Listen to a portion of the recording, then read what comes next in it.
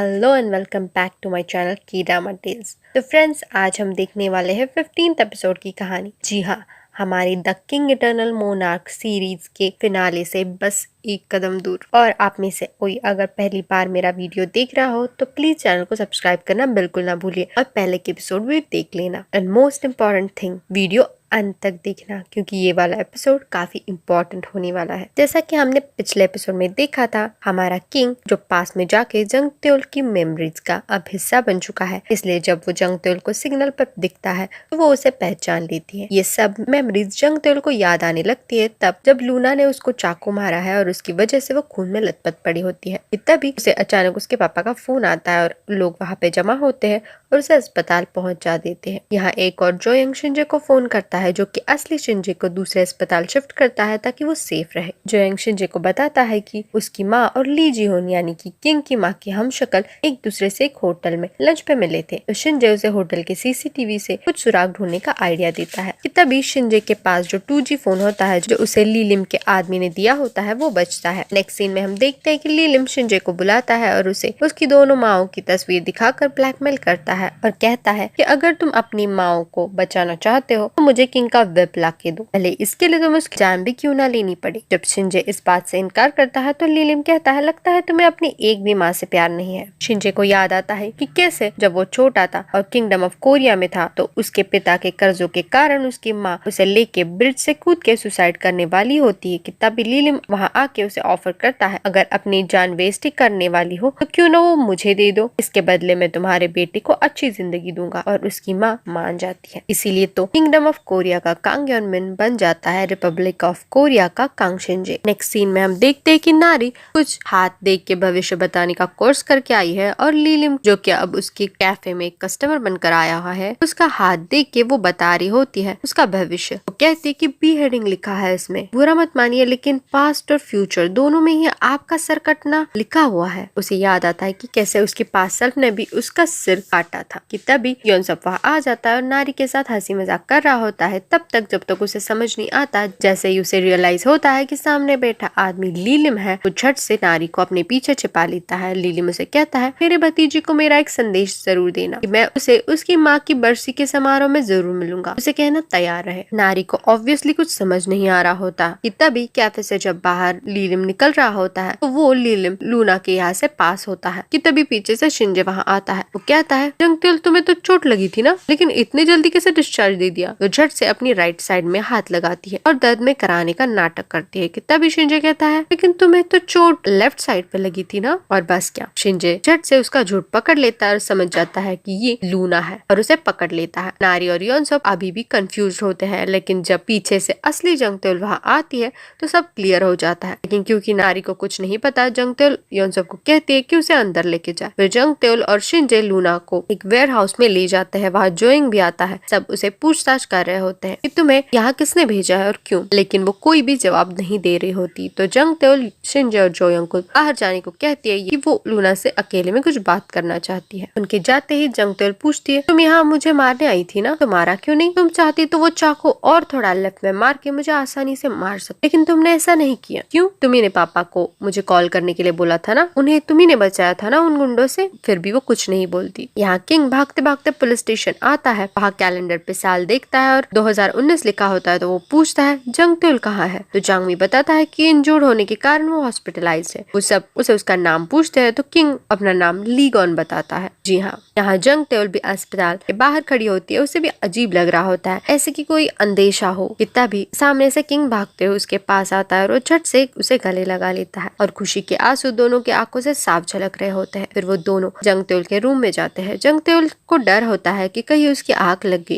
और किंग वापस उसे छोड़कर चला गया तो, इसलिए वो सोने के लिए बिल्कुल तैयार नहीं होता। तो उसे यकीन दिलाने के लिए किंग भी उसके साथ उसके बेड पर सो जाता है। जंगतेल उसे पूछती है कि क्योंकि इस बार उसने उसे पहले ही पहचान लिया था सिग्नल पर, तो उसके बाद क्या हुआ? वो बताता है कि क्योंकि उसे पता था उसने दूसरी दुनिया और उसके किंग होने पर विश्वास जल्दी कर लिया। दोनों ने साथ में ज्यादा वक्त बिताया और कंपैरेटिवली वो जल्दी उसकी दुनिया में गई और हादसा जो होने वाला था वो भी जल्दी हुआ उसके साथ। जब लीलिम ने जंगतेल को किडनैप किया था, वो बता रहा होता बोलता है कि नसीब जितना बड़ा और बलवान होता है उसे बदलने के लिए उतनी ज्यादा मेहनत लगेगी। अभी वो नोटिस करता है कि जंग त्योल सो गई है, तो वो बाहर के पीसीओ से कॉल करके जोयोंग और शिंजे को वही मिलने बुलाता है। पीसीओ और उसकी ब्लैक आउटफिट को देख के शिंजे को भी याद आता है कि वो पास में उनसे मिलने आया था। वो कहता है अब क्या तुम टाइम ट्रेवल भी करने लगे हो। वही जोयोंग को भी याद आता है कैसे प्रतियोगिता के दिन वहाँ लूना के लिए खरगोश वाली हुडी किंग ने ही रखी थी। तब शिंजे किंग को कहता है तुम मेरे खाने का कर्ज उतारो अपनी जान देकर। तो किंग कहता है तुम जरूर लीलिम से मिले हो, है ना, और उसने जरूर तुम्हारी माँ का नाम लेकर तुम्हें ब्लैकमेल किया होगा। शिंजे कहता है वो जो भी हो तुम बस अपना ख्याल रखना, और वहाँ से चला जाता है। फिर किंग जोयोंग को सोंग जिहे के बारे में पूछता है तो वो उसे वहाँ लेके जाता है जहाँ लीलिम ने उसे रखा होता है। वो बताता है कि लीलिम कई दिनों से वहाँ नहीं आया, लेकिन वो महारानी की बरसी में शरीक होने का और कोई तमाशा बनाने का प्लान कर रहा है। दोनों उसी घर के बाहर खड़े होते हैं। जोयोंग किंग को बता ही रहा होता है कि रोज इस टाइम सोंग जिहे चर्च जाने के लिए निकलती है कि तभी उन्हें सोंग जिहे उसके बॉडीगार्ड के साथ वहाँ से जाती दिखती है। सोंग जिहे को भी ऑब्जर्व होता है कि कोई उसे देख रहा है और वो भी किंग की तरफ जाने लगती है। बॉडीगार्ड पहले तो उसे रोकने की कोशिश करता है, लेकिन बाद में वो किंग को बोलती है तुम जरूर वही हो ना, लीलिम के भतीजे। ये सुनकर तो बॉडीगार्ड अपनी बंदूक निकाल ही रहा होता है, लेकिन वो हमारे जोयोंग से ज्यादा तेज थोड़ी है। वो पहले ही उसके हाथ से बंदूक छीन लेता है। सोंग जिहे कहती है अगर आज मेरा जीहुन जिंदा होता तो बिल्कुल तुम्हारे जैसा होता है ना, लेकिन वो मर गया तुम्हारी वजह से, और अब तुम भी मरोगे मेरी वजह से। किंग उसे समझाने की कोशिश कर रहा होता है, लेकिन वो उसकी एक नहीं सुनती। वो कहती है मैं तुम्हारी माँ नहीं हूँ और ये बात मैं कभी नहीं भूलूंगी कि मेरा बेटा जीहुन तुम्हारी वजह से मरा है, लेकिन मैं फिर भी नहीं चाहूंगी कि तुम मेरी वजह से मरो। ये कहकर वो वहाँ से चली जाती है चर्च के लिए। उसके चले जाने के बाद हम देखते हैं जोयोंग किंग को पूछता है कि आप महल के लिए कब रवाना होने वाले हैं। नेक्स्ट सीन में हम देखते हैं दूसरे दिन सुबह किंग जंग त्योल के बाल हेयर ड्रायर से ड्राई कर रहा होता है। तभी जंग त्योल उसके जैकेट को पकड़े हुए होती है। फिर वो उसे गार्डन में सैर करा के लाता है। बाद में एक छोटे बच्चे की मदद से वो ऑनलाइन उसका फेवरेट बीबीक्यू चिकन भी ऑर्डर कराता है, जिसके लिए वो बच्चा ऑब्वियसली उसका मजाक उड़ाता है ये कहकर कि आप इतने बड़े हो फिर भी आपको इतना भी नहीं आता। बाद में वो दोनों चिकन एंजॉय करते हैं। वो जंग त्योल को अपने हाथों से खाना खिलाता है और फिर वो दोनों सो रहे होते हैं। नेक्स्ट डे हम देखते हैं कि जोयोंग योनसोप के घर की ओर जाता है। तो योनसोप की छोटी बहन जो योनसोप और जोयोंग में फर्क समझती है, वो गुस्से से जोयोंग की ओर देख रही होती है। एक्चुअली योनसोप को शिंजे ने बताया होता है कि जोयोंग वापस अपनी दुनिया में जा रहा है। तो योनसोप उसका कोट वापस करने के बहाने उसे बुलाता है। जोयोंग कहता है मेरे पास काफी सूट है, ये तुम रख सकते थे अपने पास, लेकिन योनसोप कुछ नहीं बोलता। वो गुस्सा होता है, इनफैक्ट अपसेट होता है क्योंकि जोयोंग वापस जा रहा है और शायद वो वापस फिर कभी नहीं लौटेगा। लेकिन बाद में जोयोंग योनसोप से बोलता है कि मुझे लगा नहीं था कि तुम्हें गुड बाय बोलने में इतना दुख होगा, लेकिन तुम क्या ठीक से मुझे बाय भी नहीं बोलोगे। फिर वो दोनों भी इमोशनल हो जाते हैं और एक दूसरे को गले लगा के रोते हैं और कहते हैं हम एक ना एक दिन जरूर मिलेंगे। यहाँ रात को अस्पताल में जंग त्योल और किंग एक बेंच पर बैठे होते हैं, बात कर रहे होते हैं। वो कहती है अब वो हम सब करेंगे जो हमसे मिस हुआ है, जैसे कि घूमने जाना, साथ फिल्म देखना, डिनर डेट, कपल क्लोथ, सब कुछ करेंगे। जब किंग जंग त्योल का नाम पुकारता है वो समझ जाती है। वो कहती है अगर तुम फिर से वापस जाने की बात करने वाले हो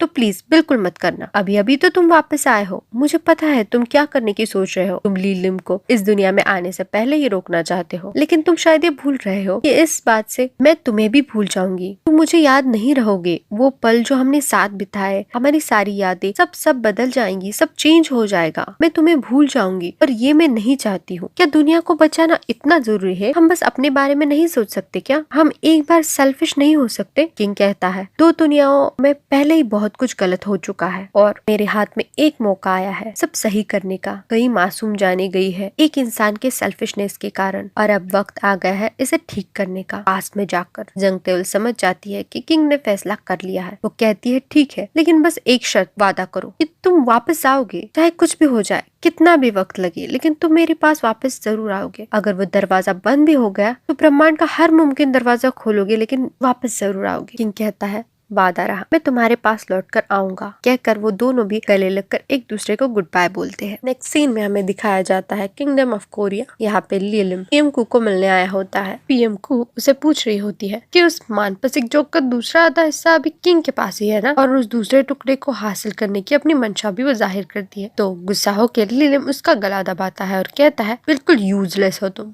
क्या बोला था मैंने तुम्हें, या तो लीगॉन को अपनी मुट्ठी में करो या किंगडम ऑफ कोरिया, लेकिन तुमसे एक भी नहीं हो पाया। बढ़ियाई मान पसिक जोक को हासिल करने वाली। अब बस एक काम करो, कुछ भी करके मुझे क्वीन की बरसी अटेंड करनी है। कोई रास्ता निकालो, मैं वहाँ पे 2 दुनियाओं की सच्चाई बताऊंगा। किंगडम ऑफ कोरिया में हलचल मच जाएगी, सारी तरफ कंफ्यूजन और अशांति फैल जाएगी और किंग कुछ नहीं कर पाएगा। इस पर पीएम को कुछ बात कर ही रही होती है कि तभी वक्त रुक जाता है।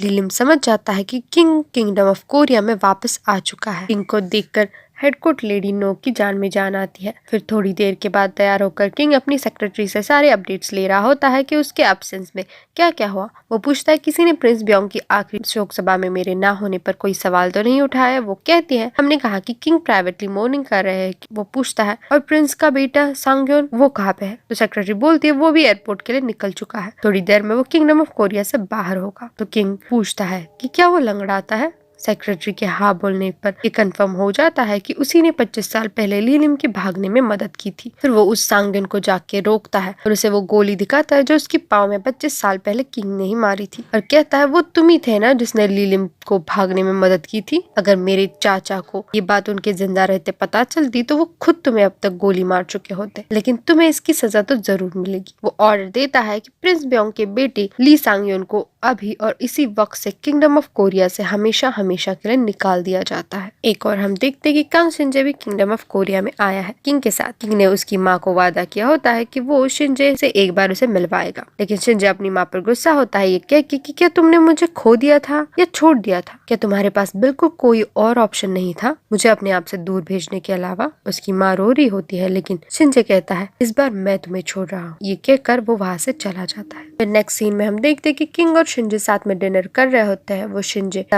किंग को चिढ़ाने के लिए बोलता है मुझे लगा था कोई शाही मेजबानी होगी किसी ग्रैंड हॉल में, लेकिन ये क्या है फीका सा। तो किंग भी पलट के बोलता है मैं भी लोग देख के डिसाइड करता हूँ कि कितनी ग्रैंड मेहमान नवाजी करनी है। फिर वो हंसने लगता है और कहता है मैंने तुम्हारे खाने का कर्ज चुका दिया है और तुम्हारी माँ की सुरक्षा की भी जिम्मेदारी लेता हूँ, उसे कुछ नहीं होगा। उस पर शिंजे किंग को शुक्रिया करता है। तभी किंग उसे पूछता है कि अब क्या करने का सोचा है तुमने, यही रहोगे या वापस जाओगे। तो शिंजे पूछता है क्या तुम सच में पास में उस राजद्रोह वाली रात में वापस जाने वाले हो, लेकिन तुम तो वहाँ पहले भी जा चुके हो ना, लेकिन तब तो तुम उसे रोक नहीं पाए थे, तो अब कैसे रोकोगे। कहता है कि पहले मेरा लक्ष्य बचपन वाले मुझे बचाना था, लेकिन इस बार मेरा टारगेट सिर्फ लीलिम होगा। तो शिंजे कहता है इससे तो तुम्हें खतरा है, अगर तुम लीलिम को रोक भी लेते हो तो कोई गारंटी नहीं कि तुम जिंदा रहोगे। अगर तुम उस रात मर गए तो तुम्हारा आने वाला फ्यूचर भी बदल जाएगा। तो इस पर किंग कहता है तुम ये सोचो कि अगर मैं सक्सेसफुल हो गया तो तुम्हारा रिपब्लिक ऑफ कोरिया में जो टाइम स्पेंड हुआ है वो डिसअपेयर हो जाएगा, तुम वहाँ नहीं यहाँ होंगे और शिंजे नहीं ह्योंगमिन बनोगे। इसलिए अभी डिसाइड करो तुम्हें क्या चुनना है जिससे तुम्हें ज्यादा पछतावा ना हो सकता है कि ये तुम्हारा लास्ट चांस हो मुझे मारने का। फिर हम देखते हैं कि शिंजे वापस आता है रिपब्लिक ऑफ कोरिया में। यहाँ एक और दूसरे दिन लिलिम अपने कुछ लोगों को मिलके प्लानिंग प्लॉटिंग कर रहा होता है। तभी उसका खाना आता है और वो भी किंग की तरह अपना खाना किसी से टेस्ट करवाता है, और ये हमेशा सॉन्गजे करती है। उसके खाना खाने के बाद वो सब सही है ये सोच के एक निवाला खाता है कि तभी सॉन्गजे खून की उल्टी करती है। यहाँ ये लिलिम पहले अपने आप को बचाने के चक्कर में खाने की टेबल पलटता है और खाना थूकता है और डॉक्टर को बुलाता है। सॉन्गजे खुश होती है कि आखिरकार वो मर रही है। एक्चुअली उसके खाने में जहर सॉन्गजे ने ही मिलाया होता है। आपको याद होगा कि सॉन्गजे कई बार सुसाइड करने की कोशिश कर चुकी है, लेकिन इस बार जब डॉक्टर उसे इंजेक्शन लगा रही होती है तो वक्त थम जाता है और किंग रिपब्लिक ऑफ कोरिया में आता है और उस चक्कर में उसे इंजेक्शन के लिए लेट हो जाता है क्योंकि सब थम जाता है और सॉन्गजे वही मर जाती है। गुस्से में लिलिम बाहर निकलता है तो किंग उसके सामने दिखता है। वो उसे कहता है तुमने मुझे यहाँ कैसे ढूंढा, मैं तो आ ही रहा था ना तुम्हारी माँ की बरसी में, लेकिन शायद तुमसे उतना इंतजार भी बर्दाश्त नहीं हुआ और तुम यही आ गए। किंग कहता है तुम्हारी हिम्मत कैसे हुई मेरी माँ की बरसी अटेंड करने की सोचने की भी, और इस बार मैं अकेला नहीं आया हूँ। तब वक्त फिर से चलने लगता है और पीछे से जोएंग और शिंजे आकर किंग के साथ खड़े हो जाते हैं। वो तीनों उसे जंगल वाले दरवाजे के सामने ले जाते हैं, लेकिन किंग वहीं रुका होता है। शिंजे पूछता है कि क्या हुआ, तुम क्यों नहीं अंदर जा रहे हो। किंग कहता है कि मुझे उस रात की तरह बांसुरी के रोने की आवाज नहीं आ रही है। लिलिम हंसने लगता है और कहता है कैसे आएगी, 25 सालों बाद आज माँ मानसिक जोक एक हुई है। वो किंग को बोलता है कि तुम्हारे पास पूरी मानसिक जोक है, उस दरवाजे के अंदर तुम्हें इन्फिनिटी और इटर्निटी मिलेगी, और क्या तुम पास के पीछे पड़े हो? किंग कहता है मुझे नहीं चाहिए कोई इटर्निटी या इन्फिनिटी, नहीं होना है मुझे अमर। लीलिम गुस्से में कहता है बेवकूफ इंसान, तुम इस दरवाजे के अंदर जा सकते हो, लेकिन किसी को मुझे मेरे मानसिक जोक के साथ मेरे दरवाजे से अंदर छोड़ना होगा ना, तभी तो हम पास में जा पाएंगे। वैसे तुम किसे चुनोगे, मरने के लिए? तो जयंग कहता है महाराज, मैं उसे उसके दरवाजे तक पहुंचा के खुद अपने हाथों से इस राजद्रोही को सजा दूंगा। इस पर शिंजे कहता है तुम अपने महाराज की रक्षा करो, मैं इसे उसके दरवाजे पे ले जाता हूँ। इस तरह दोनों लड़ने लग जाते हैं और किंग को कुछ नहीं समझ आता। नेक्स्ट सीन में हम देखते हैं कि शिंजे लीलिम को अरेस्ट करके पुलिस स्टेशन लाया होता है। जंग तेल से पूछते कि तुम्हें ये कहाँ मिला और कैसे? तो वो उसे बताता है कि सोंगजे को ट्रैक करने पे उसकी मौत हो गई। हमें पता चला कि उसकी फैमिली में कोई भी नहीं है। हम देखते हैं कि किंग और जोयंग सोंगजे का फ्यूनरल अटेंड करते हैं और वापस किंगडम ऑफ कोरिया में लौट आता है। यहाँ किंग अपनी सेक्रेटरी को कहता है कि कल सुबह ये अनाउंस कर दो कि मेरे बाद प्रिंस ब्योंग की नातिन ली सेजिन ही किंगडम ऑफ कोरिया की उत्तराधिकारी होगी। सेक्रेटरी इसके कारण पूछने पे वो बोलता है भगवान न करे अगर मुझे कल को कुछ हो गया तो इसलिए जस्ट अनाउंस करिए। यहाँ रिपब्लिक ऑफ कोरिया में जंग तेल किंग को काफी मिस कर रही होती है और उसकी दुनिया से लाइन नोट को देख रही होती है जिसपे किंग की तस्वीर बनी है। हम देखते हैं कि वो जाकर लीलिम को इन्वेस्टिगेट कर रही होती है कि मानसिक जोक कहाँ है। वो कहता है क्यों ना तुम ही चलो मेरे साथ मरने। तो फिर पूछती है कि मानसिक जोक कहाँ है। तो कहता है मैंने मेरे भतीजे और पीएम को के लिए एक सरप्राइज भेजा है, वो अभी उन्हें मिलता ही होगा। तभी रात को न्यूज आती है कि प्रिंस ब्योंग की नातिन ली सेजिन जो अमेरिका में डॉक्टरी की पढ़ाई कर रही होती है उसकी कार एक्सीडेंट में मौत हो गई है और उसे कत्ल का नाम दिया जाता है ये कहकर कि उसका एक्सीडेंट करने में प्राइम मिनिस्टर कू की प्रेग्नेंट ननंद का हाथ है। तो शक की सुई सीधा पीएम कू पे आती है कि उसी ने ये सब करवाया है। इस तरह लीलिम एक तीर से दो निशान साधता है। यहाँ इस न्यूज से किंग काफी दुखी होता है कि उसकी अनाउंसमेंट से पहले ये सब हो गया और अब उसके बाद उसकी किंगडम ऑफ कोरिया का कोई भी उत्तराधिकारी नहीं बचा और पीएम कू भी परेशान है, अब क्या करे। वो टेंशन में अपनी माँ को फोन करती है लेकिन उसे इस बात का कोई अंदाजा नहीं होता। यहाँ नेक्स्ट सीन में जंग तेल लूना की हथकड़ी खोलती है। लूना कहती है क्या तुम मुझे मरने के लिए छोड़ रही हो? वो कहती है नहीं, मैं चाहती हूँ कि तुम मेरे एब्सेंस में मेरी जगह मेरे घर पे रहो, मेरे पापा का ख्याल रखो ताकि उन्हें मेरी कमी महसूस ना हो। वो ऑफ कोर्स लीलिम को लेके दूसरे दरवाजे पर जाने की प्लानिंग कर रही होती है। वो एक काम से लूना को पुलिस स्टेशन भेजती है कि तभी वहाँ शिंजे आता है और उसे लूना कैसे भाग गई ऐसे पूछता है। तो वो उसे मानसिक जोक के बारे में पूछती है। शिंजे समझ जाता है कि जंग तेल के दिमाग में क्या चल रहा है। वो मानसिक जोक देने से साफ इनकार कर देता है। उसके बहुत मिन्नतें करने पर गुस्से में आके शिंजे उसे अपने दिल की बात बताता है कि कैसे वो जंग तेल को बहुत चाहता है और इसलिए वो उसे मौत के मुंह में इस तरह से नहीं भेजना चाहता। तो जंग तेल शॉक हो जाती है। वो कहती है मुझे माफ कर देना, मैं तुम्हारी फीलिंग्स कभी समझ नहीं पाई, लेकिन तुम मेरी परेशानी भी समझो। जिससे मैं प्यार करती हूँ वो भी तो मौत के मुंह में जा रहा है, मैं कैसे उसे मरते देख सकती हूँ? मेरी बात समझो और मुझे मानसिक जोक के साथ उस दरवाजे पर जाने दो। मैं वादा करती हूँ मैं वापस आऊंगी सही सलामत। और आखिरकार शिंजे जंग तेल के सामने टूट जाता है। यहाँ एक और किंग भी तैयार होता है वापस उस ट्रेजन वाली नाइट पास में जाने के लिए और इस बार उसने वही शाही ड्रेस पहना है। तो हेड कोर्ट लेडी नो को वो मिलने जाता है, उसे रिक्वेस्ट करता है कि उसे जाने दे और उसके जाने के बाद अपना ख्याल रखे। यह जंग तेल अपने गले में वो किंग का दिया गया नेकलेस पहनती है। जब किंग अपने दरवाजे पर जाता है तो जोयंग वहाँ पहले से ही तैयार खड़ा होता है। वो पूछता है इस बार आप कहाँ जा रहे हैं महाराज? किंग कहता है सोचना भी मत, लेकिन इस बार जोयंग ने ठान लिया है। वो कहता है आप जहाँ भी जाएंगे मैं आपके साथ जाऊंगा, दोनों मिलकर लड़ेंगे, आपकी अटूट तलवार आपका साथ कभी नहीं छोड़ेगी। और बस वो दरवाजा खुलता है। अब आगे क्या होगा? क्या लीलिम को रोकने में हमारा किंग कामयाब हो पाएगा या जंग तेल किंग को भूल जाएगी? क्या होगा उनकी प्रेम कहानी का अंत? जानने के लिए बने रहिए मेरे साथ फिनाले एपिसोड में। तब तक stay safe, take care and thanks for watching.